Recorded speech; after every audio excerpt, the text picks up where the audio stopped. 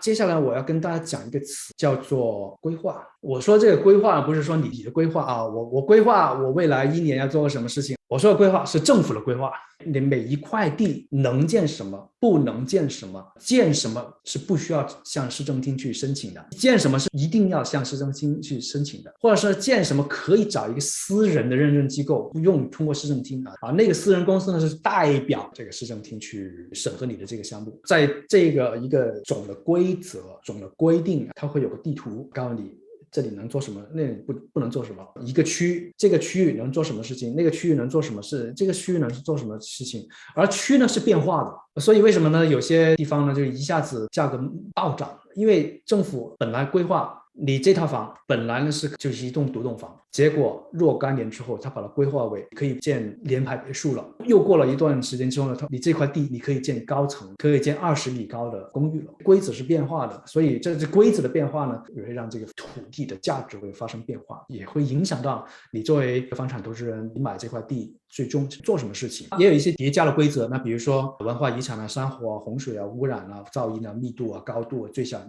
地块啊、最大的建筑的比例啊，还有一些什么绿化比例啊、建材啊，这个叫做叠加的一些规则。你还要看，比如说你买一个老房，你想做些事情，你还得看有没有一些先例。我们应该是去年年底买了一套老房，然后我们要计划把它推倒，然后重建3套。你得看周边有没有人已经建过3套物业了，那有先例呢就是最好。一般来说呢，就是谁是第一个站出来做这么大的事情的，枪打出头鸟。那我们今年也有2个项目呢是受到很多邻居的争议。我们要建一套房呢是有18个单间，然后马上这个邻居开始围攻我们了啊，然后他们还要组建那个团队来反对我们，然后没办法，那个市政厅要处理这些反对意见，还要开会，然后呢来论证，然后他们9个人就市政厅的议员们要投票，最终我们是8-1通过了。在这个过程中啊，我们要找一些敌人的敌人，然后呢我们要一个一个的议员去说服他支持我们。当然我们不能说我们来了这里是为了赚很多钱，你不能这么说，你只能说我们做的这个事情